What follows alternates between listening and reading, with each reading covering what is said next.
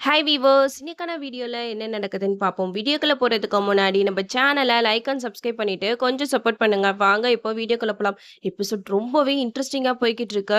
நம்ம ரேவதிய கார்த்தி காப்பாத்திட்டாங்க. காப்பாத்தி வீட்டுக்கு கூட்டிட்டு வந்தோனே ரேவதி பயங்கரமா கார்த்திய நினைச்சு அழுவுறாங்க. "இவ்வளோ நாள் நான் உன்ன எவ்வளோ தப்பானவன்னு நினைச்சுட்டு இருந்தேன். ஆனா நான் ஆபத்துல இருக்கும்போதெல்லாம் நீ தான் எனக்கு ஃபர்ஸ்ட் வந்து ஹெல்ப் பண்ற. உனக்கு ரொம்பவே தேங்க்ஸ் ராஜா" அப்படின்னு சொல்லிட்டு கார்த்திக் கிட்ட நன்றியெல்லாம் சொல்லிக்கிட்டு இருக்காங்க. அதுக்கு கார்த்திக் சொல்றாங்க, "பரவால்ல இருக்கட்டும். நான் உன்னைய காப்பாத்துறது என்னோட கடமை. இனிமேட்டாச்சும் எங்க போனாலும் என்கிட்ட சொல்லிட்டு போ" அப்படின்னு சொல்லிட்டு கார்த்தி வந்து ரேவதி கிட்ட சொல்றாங்க. ரேவதி வந்து இப்பதான் கார்த்திய நல்லாவே புரிஞ்சுக்கிறாங்க. அது மட்டும் இல்லாம இப்போ கார்த்திக் மேல ரேவதிக்கு காதல் வரவும் ஆரம்பிச்சிருச்சு. இந்த மாரி நேரத்துல தான் பெரிய வெடி வெடிக்க போது. நம்ம கார்த்திக்கு செம ஆப்பா வைக்க போறாங்க இந்த சந்திரகலா. ஏன்னா இப்போ சாமுண்டேஸ்வரி, ராஜராஜன் இவங்க 2 பேருக்குமே ஆனிவர்சரி வருது. அத வந்து கிராண்டா செலிப்ரேட் பண்ணலாம் அப்படின்னு சொல்லிட்டு கார்த்திக் வந்து சொல்லிக்கிட்டு இருக்காங்க. அதுக்கு சாமுண்டேஸ்வரியும் ஓகேன்ட்டு சொல்லிட்டாங்க. நம்ம சந்திரகலா வந்து கார்த்திக்கு இங்க தான் சரியான செக் வச்சிருக்காங்க. சந்திரகலா வந்து யோசிக்கிறாங்க.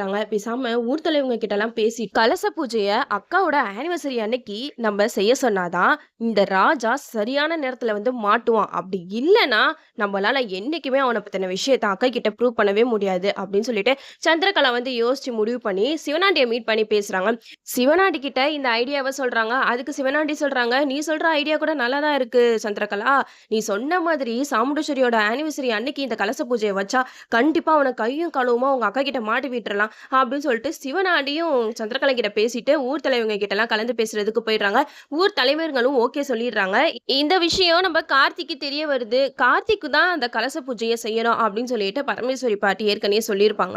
இதெல்லாம் மனசுல வச்சுட்டு கார்த்திக் வந்து யோசிக்கிறாங்க. இப்ப ஆனிவர்சரி நடக்கிற இடத்துலயும் நம்ம இருக்கணும். கலச பூஜை நடக்கிற இடத்துலயும் நம்ம இருக்கணும். அப்ப நம்மளால எப்படி ஒரே நேரத்துல 2 இடத்துல நம்ம இருக்க முடியும் அப்படின்னு சொல்லிட்டு கார்த்திக் யோசிச்சு பாட்டிய பார்த்து பேசுறதுக்காக போறாங்க.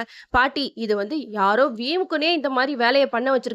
என்னைய பத்தின விஷயத்தெல்லாம் சாமுண்டீஸ்வரி அத்தை கிட்ட தெரிய வைக்கணும் அப்படின்றதுக்காக தான் இந்த மாரி ஏற்பாடெல்லாம் பண்ணியிருக்காங்க" அப்படின்னு சொல்லிட்டு கார்த்திக் வந்து பரமேஸ்வரி பாட்டி கிட்ட பேசுறாங்க.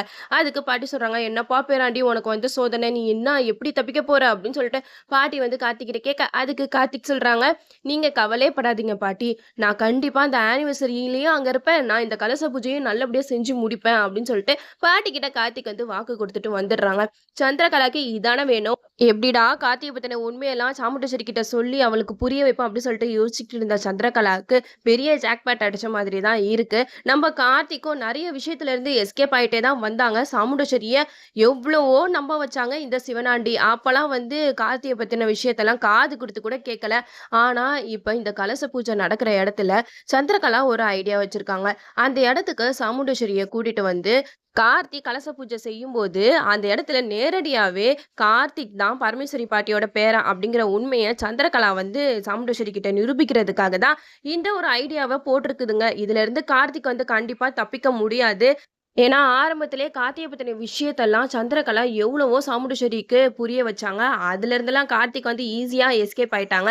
இதுக்கப்புறமும் வந்து கார்த்திக் வந்து எஸ்கேப் ஆக முடியாது. ஏன்னா, கலச பூஜை வந்து கண்டிப்பா பரமேஸ்வரி பாட்டியோட பேரன் தான் அந்த கோயில்ல செஞ்சே ஆகணும். கார்த்திக் அந்த கலச பூஜை செய்யும்போது, சாமுண்டீஸ்வரிய நேரடியா கூட்டிட்டு வந்து இந்த சந்திரகலா காமிச்சுருவாங்க. அப்ப நம்ம சாமுண்டீஸ்வரி நம்பி தானே ஆகணும். இவ்வளோ நாள் வந்து நம்மளுக்கு பில்டப்லாம் குடுத்துட்டு இருந்தாங்க. இது மாரி கார்த்திக் பெரிய பணக்காரவங்க, அம்பானி அளவுக்கெல்லாம் பில்டப் குடுத்து மாட்ட வர மாரி மாட்ட வச்சு, அப்புறமேட்டுக்கா கார்த்திய வந்து எஸ்கேப் பண்ணி விட்டாரு இந்த டைரக்டர். பட் இப்போ வந்து என்ன நடக்குதுன்னா, கண்டிப்பா இதுலருந்து கார்த்திக் வந்து தப்பிக்கவே முடியாது.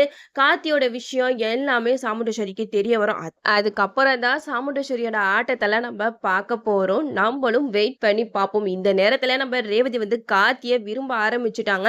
கார்த்திக், ரேவதி 2 பேருமே ஒண்ணு சேர்ற நேரத்துல தான் சாமுண்டீஸ்வரி அவங்கள பிரிச்சு வச்சுருவாங்க. ஏன்னா, இத நம்ம நெறைய சீன்ஸ்ல பார்த்துருப்போம். அதானே இப்பவும் நடக்க போகுது.